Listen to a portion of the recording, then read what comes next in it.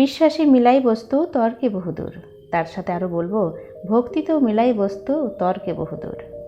ভক্তিতে কত শক্তি আছে, বিশ্বাসে কত ক্ষমতা আছে, তা এই বৃদ্ধ মানুষটির কাহিনী না শুনলে আপনারা বুঝতে পারবেন না। যে মানুষটি তার একমাত্র মেয়ের সাথে থাকতো, তার মেয়ে একবার এক সাধু বাবার কাছে যায়, গিয়ে বলে যে সাধু বাবা, আমার বাবা ভীষণ অসুস্থ, সারাক্ষণ বিছানায় শুয়ে থাকে, কারোর সঙ্গে কথা পর্যন্ত বলে না, ভালো করে খাওয়া দাওয়া করে না, সারাক্ষণ একটা খালি চেয়ারের দিকে তাকিয়ে কি যেন ভাবতে থাকে।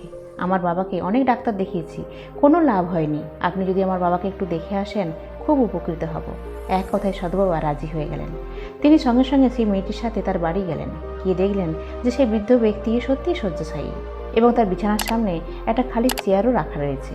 সেই খালি চেয়ারটা দেখে সাধু বাবা বললেন যে, ও, আপনি মনে হয় আন্দাজ করতে পেরেছিলেন যে আমি আসবো, তাই আগে থেকেই আমার বসার ব্যবস্থা করে রেখেছেন। তখন সেই বৃদ্ধ ব্যক্তি ইশারা করে মেয়েকে বাইরে যেতে বললেন আর সেই সাধু বাবাকে দরজা বন্ধ করতে বললেন। সাধু বাবা দরজা বন্ধ করতেই সেই বৃদ্ধ ব্যক্তি বললেন যে, এই চেয়ারটা আপনার জন্য নয়, আপনি আসবেন তা আমি জানতামও না। আসলে এই চেয়ারটার একটা রহস্য রয়েছে, যা আজ পর্যন্ত আমি আমার মেয়েকেও বলিনি, কিন্তু আজ আমি আপনাকে বলবো। আমি প্রত্যেকদিনই মন্দিরে যেতাম ভগবানকে দর্শন করার জন্য।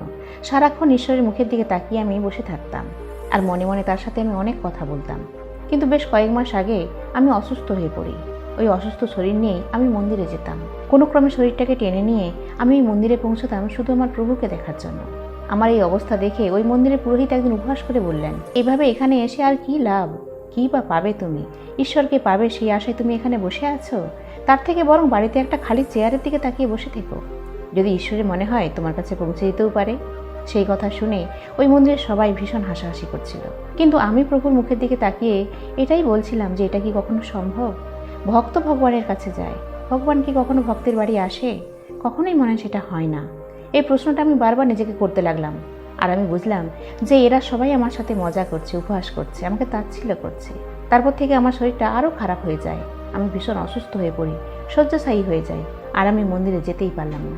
কিন্তু ভগবানকে দেখার সেই ইচ্ছেটা আমি মন থেকে কোনোভাবেই মুছতে পারলাম না। সবসময় মনে হয় যে আমি কখন সেই মন্দিরে গিয়ে আমার প্রভুকে দর্শন করে আসবো, তো আমি তো একেবারে অক্ষম হয়ে পড়েছি। সেজন্য সেদিনের সেই মজা করা পুরোহিতের কথাটা আমার মনে আসলো এবং আমি সত্যি সত্যি এই চেয়ারটা আমার বিছানার সামনে রেখে দিলাম। আর আমি আমার প্রভুকে বললাম যে, প্রভু, আমি তো আর তোমার কাছে যেতে পারছি না, তাই তুমিই আমার কাছে এসো। এই বলে আমি নিজেকে সান্ত্বনা দিতাম আর ওই চেয়ারটার দিকে তাকিয়ে বসে থাকতাম। আর একদিন সত্যি সত্যি দেখলাম যে আমার প্রভু এই চেয়ারে এসে বসেছেন আর আমার মাথায় হাত বুলিয়ে দিচ্ছেন। আমি প্রভুকে বললাম যে, প্রভু, এটা সম্ভব? তুমি এসেছো? প্রভু বললেন, এভাবে ভক্ত ডাকলে আমি কি না এসে থাকতে পারি? সেই থেকে আমার প্রভু রোজ আমার সাথে দেখা করতে আসে আর আমি ঘন্টার পর ঘন্টা তার সাথে অনেক গল্প করি। এই কথা শুনে সাধু বাবার গায়ে কাঁটা দিয়ে উঠল। সেই সাধু বাবা বললেন, এত কঠিন সাধনা করেও আমরা যা পাইনি তা তুমি করে দেখিয়েছো। তোমার মনে এত ভক্তি আছে যে ভগবানও তোমার কাছে আসতে বাধ্য হয়েছে। তুমি মোক্ষ লাভ করবে। ঈশ্বরের অনেক সাধনা করেছি, কিন্তু ঈশ্বরকে আমি দেখিনি। আজ তোমাকে দেখে আমার মনে হলো যে আমি যেন সত্যি ঈশ্বরকেই দেখছি। এই বলে সে সাধু বাবা চলে যান। কয়েকদিন পর সেই মেয়েটি আবার সাধু বাবার কাছে যায়, গিয়ে বলে যে, সাধু বাবা, আপনি যেদিন আমার বাবার সাথে দেখা করে এলেন তার পরদিনই আমার বাবা মারা গেছেন। আমি যখন সকালে দরজা খুলে দেখলাম যে আমার বাবা সেই খালি চেয়ারটায় মাথা দিয়ে এমনভাবে বসে আছে যেন মনে হচ্ছে কারো কোলে মাথা দিয়ে আমার বাবা নিশ্চিন্তে ঘুমোচ্ছে। আমি গিয়ে বাবা বাবা ডাকলাম, কিন্তু বাবা তখন আর ছিল না। কিন্তু আজও আমি ওই খালি চেয়ারটার রহস্য জানতে পারলাম না। বাবা কেনই বা ওই চেয়ারের দিকে তাকিয়ে বসে থাকতো আর কী বা বলতো, কী বা ভাবতো? তখন সেই সাধু বাবা তার মেয়েকে সব সত্যিটা বলল আর বলল যে, বাবার জন্য দুঃখ পেও না, কষ্ট পেও না, তোমার বাবার মোক্ষ লাভ হয়েছে। তোমার বাবার মনে যে ভক্তি ছিল, যে বিশ্বাস ছিল, তার কাছে ভগবানও হেরে গেছে, ভগবানও তার কাছে আসতে বাধ্য হয়েছে, আর আজ সে ভগবানের কাছে পৌঁছে গেছে।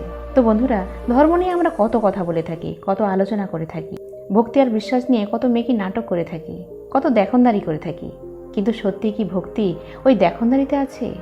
নাকি প্রচুর প্রচুর দান করলেই আপনার মনে সেই বিশ্বাস আর ভক্তিটার জন্ম হতে পারে?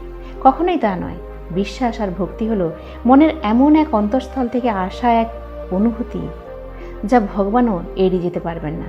ঈশ্বরকে কোনো মন্দিরে মন্দিরে খোঁজার কোনো প্রয়োজন নেই। আপনার মনের অন্তঃস্থলেই কিন্তু ভগবানের আশ্রয়, সেটাই তার সবথেকে প্রিয় জায়গা।